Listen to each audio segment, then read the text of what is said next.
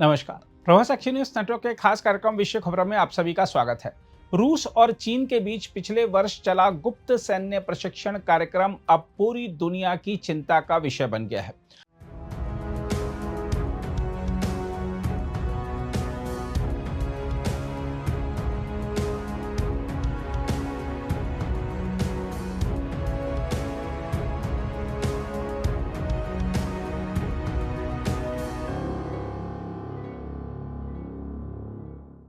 अंतर्राष्ट्रीय मीडिया रिपोर्टों के जरिए सामने आए गोपनीय दस्तावेजों और यूरोपीय अधिकारियों के खुलासों ने संकेत दिया है कि यूक्रेन युद्ध के बीच रूस और चीन केवल कूटनीतिक सहयोग तक सीमित नहीं है, बल्कि सैन्य स्तर पर भी तेजी से एक दूसरे के करीब आ रहे हैं।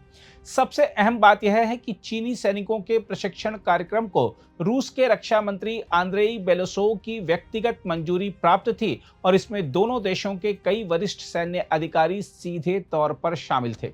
इन खुलासों ने यूरोप और पश्चिमी देशों की चिंता बढ़ा दी है। हम आपको बता दें कि गोपनीय दस्तावेजों के अनुसार अगस्त 2025 में बेलोसोव के आंतरिक आदेश के बाद रूसी सेना का एक प्रतिनिधिमंडल चीन पहुंचा, जहां उसे पीपुल्स लिबरेशन आर्मी की सैन्य सुविधाओं में विशेष प्रशिक्षण दिया गया। इस प्रशिक्षण का सबसे संवेदनशील पहलू था रेडियोलॉजिकल, रासायनिक और जैविक सुरक्षा से जुड़ा अभ्यास। नवंबर में बीजिंग स्थित एक सैन्य केंद्र में 3 सप्ताह तक चले पाठ्यक्रम में रूसी सैनिकों को रासायनिक टोही, विकिरण टोही और दूषित वातावरण में सुरक्षा तंत्र बचाने के तरीके सिखाए गए। रिपोर्टों के मुताबिक दस्तावेजों में ऐसे चित्र भी शामिल थे जिनमें चीनी प्रशिक्षक रूसी सैनिकों को मॉडल परमाणु रिएक्टर के सामने प्रशिक्षण देते दिखाई दे रहे थे। यूरोपीय अधिकारियों का इस मामले में कहना है कि इस प्रकार के प्रशिक्षण का महत्व केवल तकनीकी नहीं, बल्कि अत्यंत सामरिक है। रेडियोलॉजिकल, रासायनिक और जैविक युद्ध किसी भी आधुनिक सैन्य संघर्ष का सबसे संवेदनशील क्षेत्र माना जाता है। ऐसे में चीन द्वारा रूस को इस स्तर की जानकारी और अभ्यास उपलब्ध कराना यह संकेत देता है कि बीजिंग अब यूक्रेन युद्ध से स्वयं को पूरी तरह अलग दिखाने की नीति पर व्यवहारिक रूप से कायम नहीं है। सार्वजनिक मंचों पर चीन लगातार खुद को तटस्थ और शांति मध्यस्थ बताता रहा है, लेकिन इन खुलासों ने उसकी वास्तविक भूमिका पर गंभीर सवाल खड़े कर दिए हैं। रिपोर्टों के मुताबिक पिछले साल नवंबर में लगभग 200 रूसी सैनिकों को चीन में प्रशिक्षण दिया गया था, जिनमें से कुछ बाद में यूक्रेन युद्ध में भी शामिल हुए।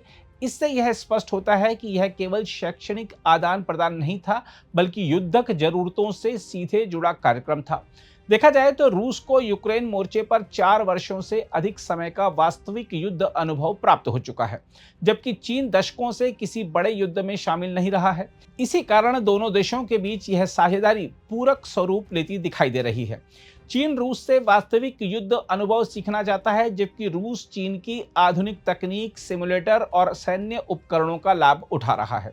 हम आपको बता दें कि सामने आए दस्तावेजों में नानजिंग और बेंगुबू स्थित प्रशिक्षण केंद्रों का भी उल्लेख है।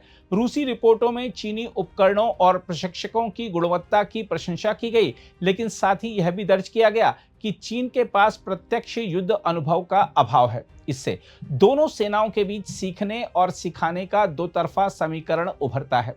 इस कार्यक्रम में रूस की थल सेना के उप प्रमुख कर्नल जनरल रुस्तम मुरादोव ने रूसी प्रतिनिधिमंडल का नेतृत्व किया, जबकि चीन की रेडियोलॉजिकल, रासायनिक और जैविक रक्षा अकादमी के प्रमुख मेजर जनरल ली जिनसुन ने एक पाठ्यक्रम के उद्घाटन में भाग लिया। रूसी मेजर जनरल विताली गेरासिमोव भी प्रशिक्षण कार्यक्रम में शामिल रहे।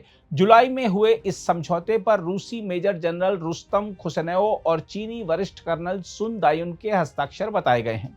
देखा जाए तो यूरोपीय संघ के लिए यह घटनाक्रम विशेष चिंता का विषय बन गया है। यूक्रेन पर साल 2022 के रूसी आक्रमण के बाद से यूरोप रूस को सबसे बड़ा सुरक्षा खतरा मानता रहा है। अब चीन और रूस के बढ़ते सैन्य संबंधों ने ब्रसेल्स को नई रणनीतिक दुविधा में डाल दिया है।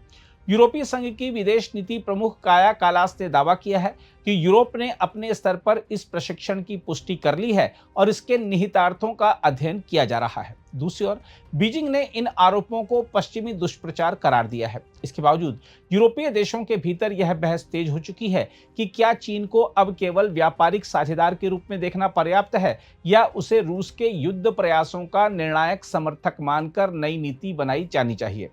उधर यह घटनाक्रम वैश्विक शक्ति संतुलन में उभर रहे नए ध्रुवीकरण को भी उजागर करता है। एक और अमेरिका और यूरोपीय देश यूक्रेन के समर्थन में खड़े हैं, वहीं दूसरी ओर रूस और चीन रणनीतिक निकटता बढ़ा रहे हैं। यदि यह सैन्य सहयोग आगे और गहरा होता है तो भविष्य में संयुक्त सैन्य अभ्यास, हथियार विकास और सामरिक खुफिया साझेदारी जैसे नए आयाम भी सामने आ सकते हैं। इससे एशिया और यूरोप दोनों में सुरक्षा समीकरण बदल सकते हैं। भारत के लिए भी यह घटनाक्रम अत्यंत महत्वपूर्ण है। नई दिल्ली लंबे समय से रूस के साथ पारंपरिक रक्षा संबंध बनाए हुए है, जबकि चीन उसके लिए सबसे बड़ी सामरिक चुनौती बना हुआ है।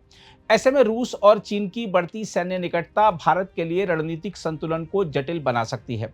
यदि मॉस्को बीजिंग के अधिक करीब जाता है तो भविष्य में भारत को रक्षा प्रौद्योगिकी, हथियार आपूर्ति और सामरिक सहयोग के स्तर पर नई चुनौतियों का सामना करना पड़ सकता है, विशेषकर तब जब चीन पहले से ही हिंद महासागर, दक्षिण एशिया और वास्तविक नियंत्रण रेखा पर अपनी सैन्य सक्रियता बढ़ा रहा है।